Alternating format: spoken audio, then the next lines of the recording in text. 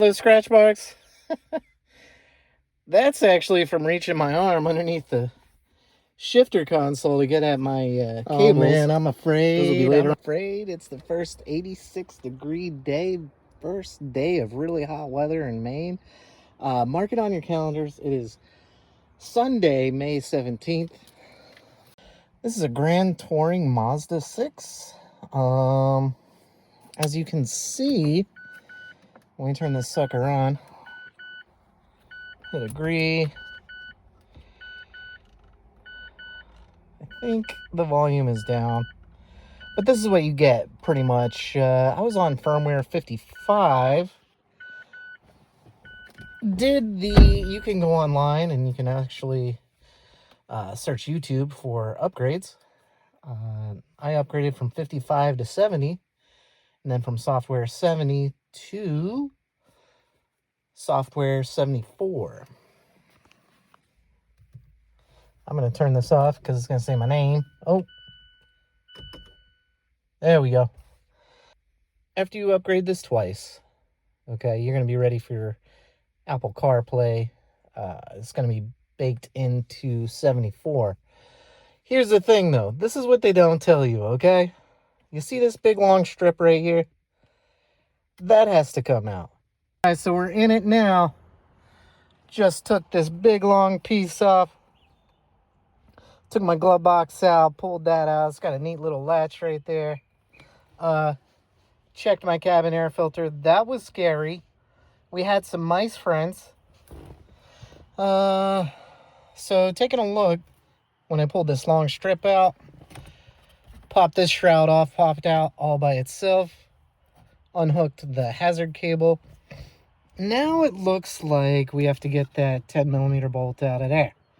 So I'll just get my 1/4-inch stuff, super long extension, and pull that out. I can see cables already. Where are they? Where are they? You can kind of see them. They're up in there. Get this thing out of the way here. I see it. Yeah, see them? Yeah, there we go.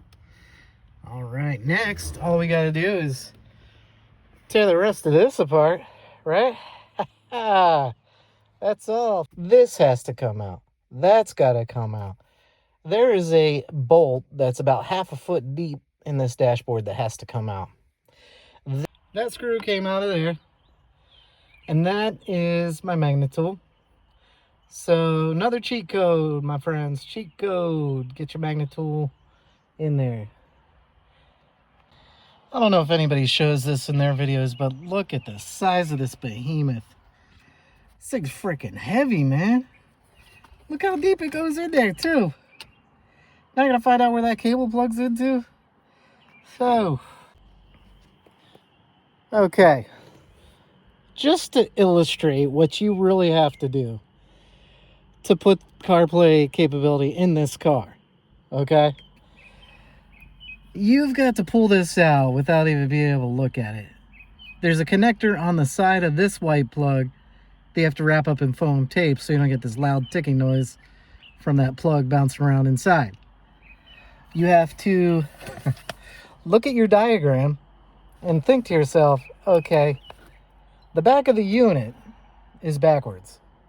So we've got to plug in the gray-blue on the inside terminal, and then we have to plug in the gray-green on the outside terminal. That's the only way you can think about it. And this is the only way to get these wires through. You've got to stick your hand up through this cavity, grab the end of this wire, and get these all lined up, right? I've only got one wire in right now, but I'm going to drop the other one in, wrap it up, and then run it down through the entire interior that I've torn apart. I still have to take that hub out, and then we can op check it. Everything you see here pops off. This pops up and out. That pops off. And then your module panel back there. Oh boy, look at this. This module panel back here, you can actually pull back and pull up. And you'll have that module right there that you can replace to get your Apple CarPlay going. That's the actual module. Now, the original module that was in there, it's got like little tongs on the side. Just go ahead and snap that off so you can slide that sucker out of there. But that's not the fun part, okay? The fun part is you got to pop this bezel up, shove your arm under there, and root around till you get your cables that you fed through the dash right here. Okay? I don't know if you can see it. But see all those scratch marks? That's actually from reaching my arm underneath the shifter console to get at my cables. Those will be later on. All right, let's stay safe. Let's stay practical. You can see the shifter cable down there. When you're routing these cables for your CarPlay, come on the passenger side of the cable, tuck it down underneath the mounting base. We don't want anything interfering with that shifter cable right there. Now, you can barely see it, but there is a rear climate controlled duct that runs along the console. Maybe I can get in here. Yeah, it's that black piece that's curving, heading towards the back. See our cables that we put in for the CarPlay down there? Make sure when you're routing these cables, keep it away from all moving objects, your shifter cable, and take your time. This is not something that we rush. Remember, electrical stuff is not something that we rush. Get your cables all situated, wrap them up in the foam tape, and make sure they're out of the way of all the moving objects. All right. On the video, but it just cracks me up because people don't say anything about the fact you got to pop this up, shove your arm under there, and scratch the crap out of it for two cables that you pull down through here. Now, if you're so fortunate enough to have the rear AC vents, okay? There's also an AC duct down in there, which I've kind of detailed in the other video that I made, or the other portion of the video that I made. That's really fun. After that, you have to bunch everything up with foam tape and hook it into the module, then set your module inside this console.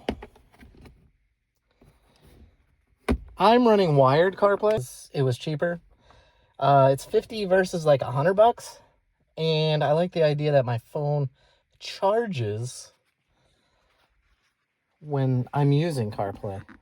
Otherwise, I end up with 50% phone battery at the end of the night, and I can't use my phone while I'm watching TV. I know, first world problems. But anyway, if you like the videos that I do, and I try to be more in-depth, please give me a like and a subscribe. I think I'm at like 171 subscribers. I've got another project that I'm about to wrap up. I'm hoping to wrap up. Whew. All right, we finally did it. We got CarPlay running. Got my Spotify, got my Waze. Apparently you can get news now on that. Never knew that. But yeah, now we're good to go. And play my Spotify going down the road. And I like real-time maps. Total cost, I believe, was $50 for the module. Software is free. You can get it off the internet. Do 2 upgrades. Took about 25 minutes each. And then the module, like I said, was $50.